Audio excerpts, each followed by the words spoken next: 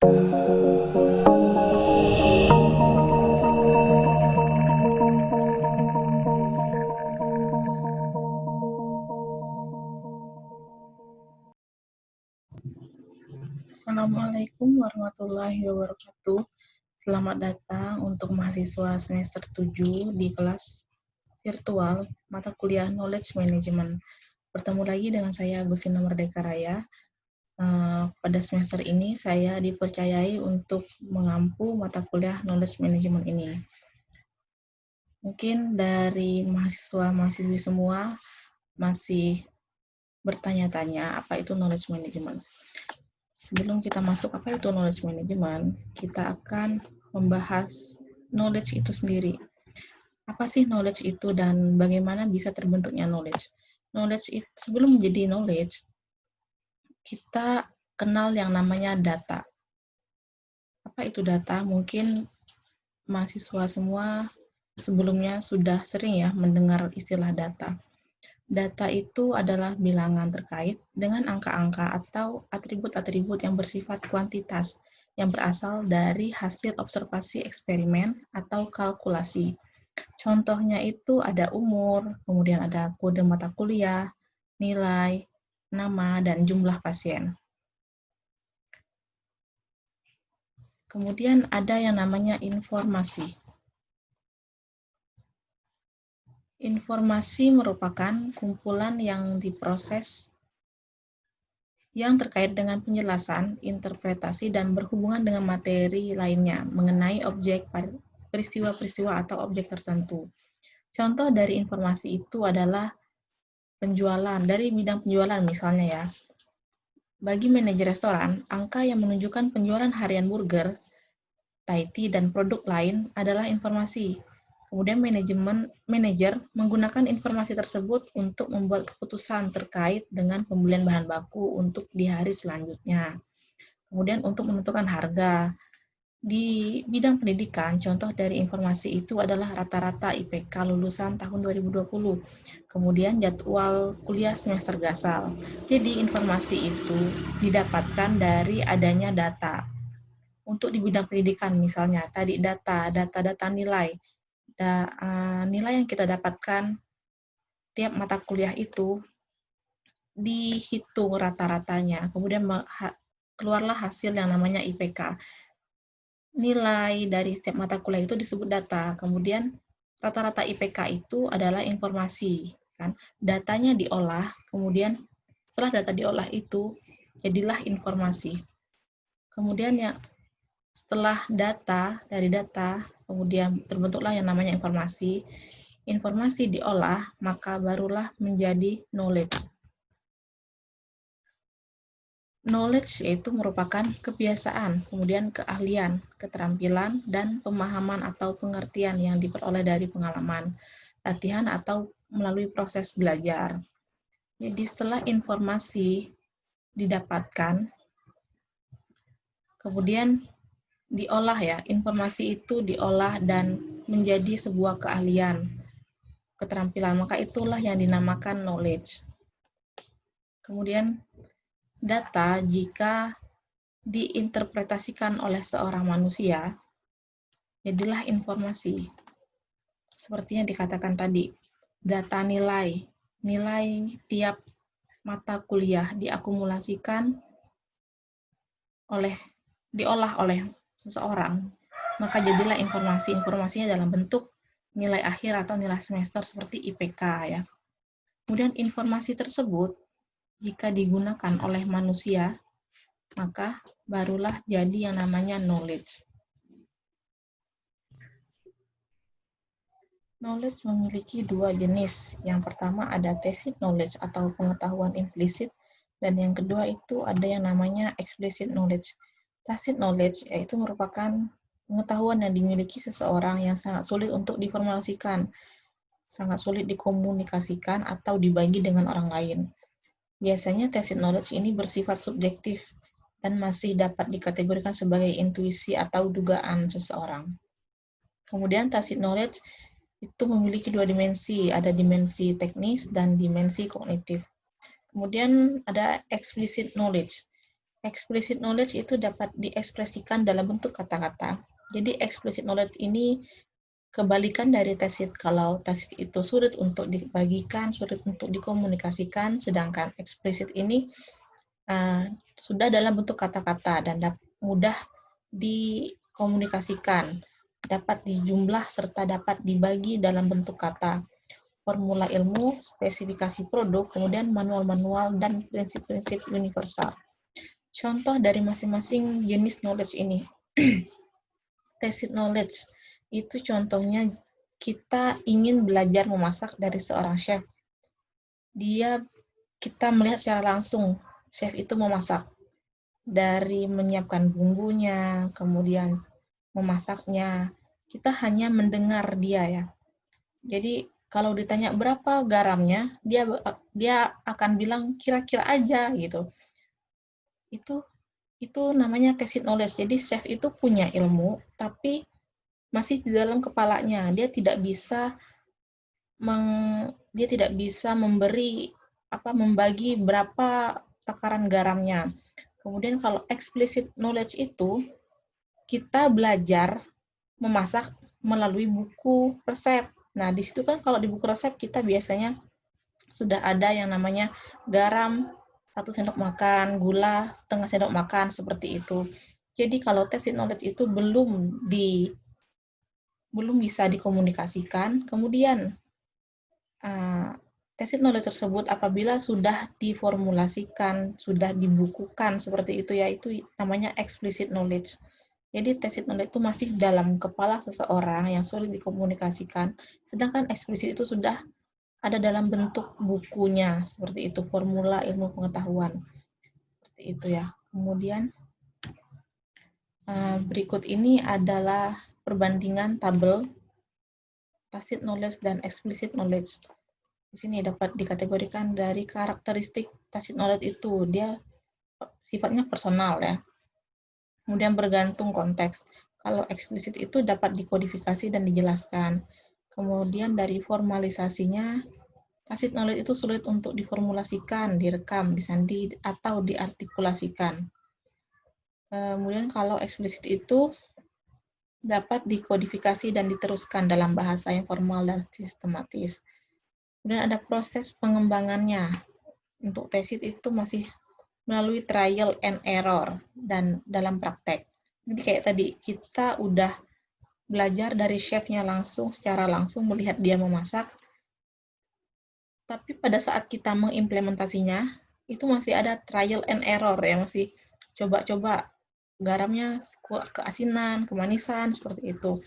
Kalau explicit knowledge itu melalui penjelasan, pemahaman, pengetahuan tacit, dan interpretasi informasi. Jadi, tacit knowledge yang sudah diolah itu maka akan menjadi explicit knowledge ya. Kemudian dari lokasinya, kalau tacit knowledge itu tersimpan dalam kepala manusia, sedangkan explicit itu dari dokumen-dokumen, sudah ada dalam bentuk dokumennya. Kemudian dari proses konversi. Konversi menjadi pengetahuan eksplisit melalui proses eksternalisasi. Kemudian dari dukungan IT, itu tacit knowledge sulit untuk di-manage, ya, dibagi atau didukung dengan IT. Karena dia bentuknya masih dalam pikiran seseorang, intuisi seseorang. Kalau eksplisit, itu dapat didukung dengan infrastruktur teknologi informasi. Dan yang terakhir, dalam media yang diperlukan. Tacit knowledge itu memerlukan media komunikasi, secara langsung ya, komunikasi. Sedangkan eksplisit itu dapat ditransfer melalui media elektronik. Kemudian, itu tadi adalah singkat cerita tentang knowledge ya, bagaimana terbentuknya knowledge dan apa itu knowledge, serta jenis-jenis knowledge. Kemudian, apa itu knowledge management? Menurut para ahli, itu ada beberapa pakar. Yang pertama ada Harvard College. Di tahun 99, knowledge management itu merupakan suatu proses terformat dan terarah dalam mencerna informasi yang telah dimiliki suatu perusahaan dan mencari apa yang dibutuhkan oleh masing-masing individu di dalam perusahaan tersebut untuk kemudian memfasilitasinya agar mudah diakses dan selalu tersedia bila mana dibutuhkan. Kemudian ada yang menurut Amrit Tiwana pada tahun 2000. Knowledge management merupakan pengelolaan pengetahuan secara terorganisasi untuk membuat nilai bisnis dan membangkitkan keuntungan yang bersaing. Kemudian menurut Nonaka dan Takechi tahun 94, knowledge management adalah alat manajemen yang membenarkan keyakinan bahwa pengetahuan menjadi aset untuk meningkatkan kapasitas organisasi agar mampu bekerja lebih efektif. Kemudian ini ada menurut Ikojura Nonaka. Jadi Bapak Ikojura Nonaka ini adalah bapaknya knowledge management ya. Dia mengatakan bahwa pengetahuan atau knowledge adalah satu-satunya kunci keunggulan kompetitif, di mana perusahaan yang mampu untuk secara konsisten menghasilkan pengetahuan baru atau knowledge creation, dalam ilmu knowledge management dinamakan knowledge creation, kemudian menyebarkan ke dalam perusahaan atau knowledge sharing dan mengimplementasikannya dalam teknologi atau produk baru atau yang disebut dengan knowledge application. Jadi dapat disimpulkan, knowledge management itu merupakan proses merencanakan, mengumpulkan, dan mengorganisasi serta mengendalikan data dan informasi yang telah digabung dengan berbagai pemikiran dan analisa dari macam-macam sumber yang kompeten. Jadi, knowledge management itu merupakan cara, teknik, atau proses untuk mengelola pengetahuan atau knowledge yang dimana pengetahuan itu adalah merupakan aset dalam organisasi untuk menciptakan nilai dan meningkatkan keunggulan yang kompetitif. Jadi pengetahuan itu di dalam sebuah organisasi dapat dikatakan sebagai aset. Kemudian, mengapa knowledge management? Tadi, hilangnya pengetahuan. Mengapa kita harus menggunakan knowledge management dalam organisasi? Itu karena adanya hilangnya pengetahuan. Contoh hilang pengetahuan di dalam suatu organisasi itu misalnya pegawai yang expert atau ahli di bidang tertentu meninggalkan perusahaan atau ibarat kata dia resign ya. Nah, disitulah pengetahuan itu dikatakan sebagai aset. Apabila dia hilang, pengetahuan hilang, maka hilang juga aset perusahaan itu. Misalnya ada satu orang ahli di bidang programmer lah katakan. Kemudian dia resign. Dia sudah ahli, dia sudah bergabung di perusahaan itu dari awal terbentuknya perusahaan tersebut. Dialah yang membuat program di perusahaan tersebut. Dan tiba-tiba dia resign. Kemudian datanglah penggantinya. Kemudian di tengah jalan, program yang dibuat oleh programmer yang pertama yang sudah resign itu rusak atau error. Kemudian hilanglah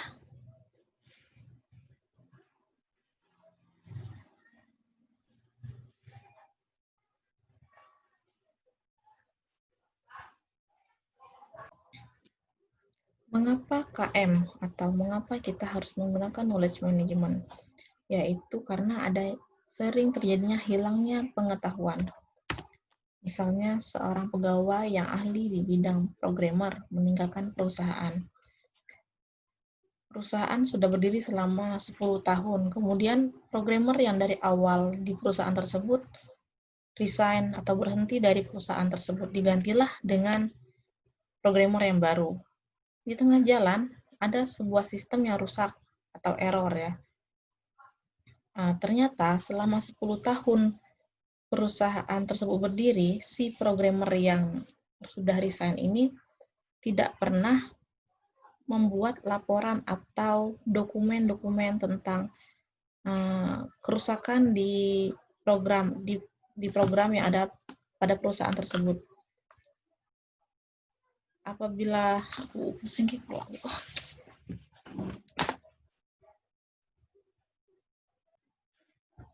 contoh dari hilangnya pengetahuan itu misalnya programmer yang 10 tahun bekerja di sebuah perusahaan, kemudian dia dia resign dari perusahaan tersebut, digantikan dengan programmer yang baru. Nah, di tengah jalan, programmer baru ini mengalami masalah dengan program yang lama, tetapi programmer yang resign tersebut itu tidak pernah melakukan dokumentasi atau mencatat ya apa-apa saja yang telah dilakukan oleh dia jika program tersebut itu rusak. Nah, seperti itulah salah satu contoh hilangnya pengetahuan, hilangnya seseorang yang expert dan dia tidak mendokumentasikan pengetahuan tersebut, maka asetnya ikut hilang. Kemudian perusahaan tidak mengelola pengetahuan dengan baik, ya, seperti itu. Jadi perusahaannya tidak mempunyai kebijakan terhadap semua anggota di perusahaan tersebut atau karyawan di perusahaan tersebut itu untuk mengelola setiap pengetahuan yang dimiliki oleh karyawan-karyawannya. Kemudian apa yang harus dilakukan perusahaan atau organisasi untuk mengantisipasi dari hilangnya pengetahuan tersebut? Yang pertama itu organisasi harus mengelola pengetahuan anggotanya untuk SDM, untuk mengetahui kekuatan dan penempatan seluruh SDM. Jadi setiap anggota atau karyawan itu ditempatkan di bidangnya masing-masing. Kemudian penggunaan kembali pengetahuan yang sudah ada atau tidak perlu mengulang kesalahan yang ada. Seperti tadi saat programmer yang lama berhenti, kemudian ada error atau ada masalah di program yang lama, kemudian programmer yang baru harus mengulang mencari kembali, padahal kesalahan itu sudah pernah terjadi sebelumnya, hanya saja karena tidak adanya dokumentasi jadi harus mengulang kesalahan yang sama. Kemudian proses mempercepat proses penciptaan pengetahuan baru dari pengetahuan yang ada. Kemudian menjaga pergerakan organisasi tetap stabil meskipun terjadi arus keluar masuk atau rotasi SDM. Jadi perusahaan itu harus menjaga pergerakan organisasi tetap stabil dengan adanya KM tersebut. Konsep yang utama itu adalah setiap orang harus mengelola pengetahuannya sendiri. Kemudian kenapa KM atau pembelajaran KM itu diperlukan? Yang pertama itu kemampuan beradaptasi. Perusahaan akan dapat dengan mudah beradaptasi dengan perubahan lingkungan bisnis yang terjadi.